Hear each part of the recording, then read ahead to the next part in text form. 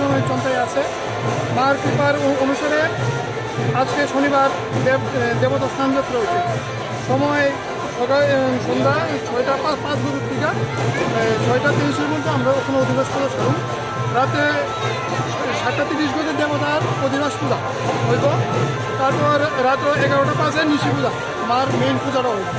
কালকে সকাল প্রাত রোজ রবিবার সকাল 5:45 6:52 মধ্যে আমাদের দেবতা স্থান যাত্রা করে কাছে পূজা আরম্ভ করে।